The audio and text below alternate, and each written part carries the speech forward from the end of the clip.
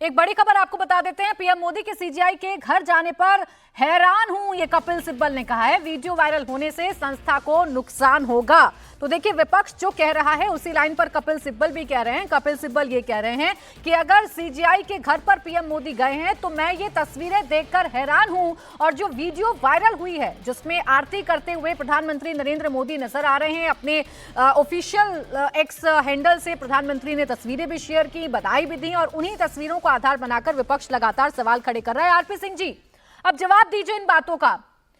विश्वास नहीं है आप लोगों पर, अब कब कहां जाकर क्या कर दीजिएगा, एक मुलाकात क्या साबित हो जाएगी, ये बात विपक्ष को समझ नहीं आ रही और इसीलिए इन तस्वीरों पर प्रश्न है, हैरानगी है। देखिए प्राची जी, आप किन लोगों की बात कर रही हैं? जिन लोगों को देश के राष्ट्रपति राजेंद्र प्रसाद जी को सोमनाथ मंदिर जाने पर आपत्ति थी, उन्होंने मना कर दिया था नेहरू जी ने कि आप सोमनाथ मंदिर नहीं जाएंगे, और ये सबको जानकारी में है। और इनके यहाँ भी, मैं अभी आपको नाम दे दूंगा, मेरे ध्यान में नाम नहीं आ रहा, परंतु एक चीफ जस्टिस ऐसे भी बने थे जो कि पहले कांग्रेस के मेंबर पार्लियामेंट भी रहे हैं और बाद में चीफ जस्टिस भी बने भारत के, और ऐसे भी थे जो चीफ जस्टिस से बाद में मेंबर पार्लियामेंट कांग्रेस के नाम पे बने वो। तो क्या है कि इनको जो सूट करता है उस हिसाब से है, परंतु मूल जो दिक्कत दो हैं।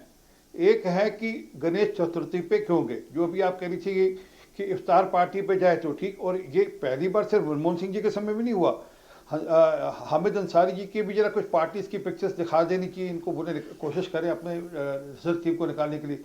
ऐसे ही जाकिर हुसैन साहब के जो समय में रही, या जहतुल्ला साहब के समय में जो इफ्तार पार्टी हुई, उस समय कौन कौन लोग आए, कौन कौन लोग नहीं है, जरा उसकी भी जिक्र कर लेना चाहिए।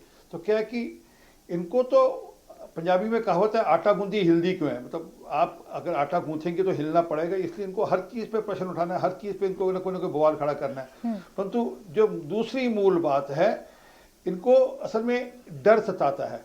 इनको लगता है कि हम किसी ढंग से भी दबाव बनाएं अपना, उस डर को ओवरकम करने के लिए दबाव बनाएं, क्योंकि कुछ फैसले इन दोनों में आने हैं और चीफ जस्टिस इंडिपेंडेंट है, वो कई सारे फैसले सरकार के खिलाफ भी देते हैं, कुछ फैसले ऐसे आते हैं जो सरकार के मत के साथ चलते हैं, परंतु क्योंकि इन दोनों में कुछ फैसले इंपॉर्टेंट फैसले आने हैं, जरा उन पर दबाव बना लें। वो बेशक महाराष्ट्र का फैसला हो, बेशक कोई और फैसले हो, जिनको लेकर ये दबाव बनाना चाहते हैं कि वो अपने आप को, चीफ जस्टिस अपने आप को रिक्यूज करें, वह उन फैसलों का हिस्सा बनने से मना करें और फिर ये दबाव बनाए। और ये पहली बार नहीं हो रहा, ये पहले भी कोशिश कर चुके। कपिल सिब्बल साहब तो वो थे जिन्होंने कोर्ट के अंदर कागज फेंक के थे और कहा था कि 2019 के बाद ही फैसला आना चाहिए राम मंदिर का, वो भी डिक्टेशन होगी, मतलब उनके यहाँ से तय होगा कि नहीं राम मंदिर का फैसला 2019 के चुनाव के बाद आना चाहिए। हाँ।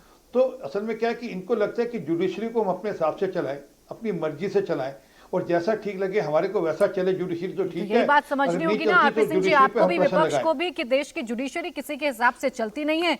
हाँ, आरोप प्रत्यारोप का दौर जरूर चलता रहता है। मैं संजना जी माफी चाहूंगी, आपके पास आ नहीं पा रही हूँ, छोटे से ब्रेक ले रुक रही हूँ, ब्रेक से फौरन वापस आऊंगी, फिर आपका भी रिएक्शन लेंगे इस पर, क्योंकि बड़ा बयान तो संजय राउत साहब की तरफ से भी सामने आया।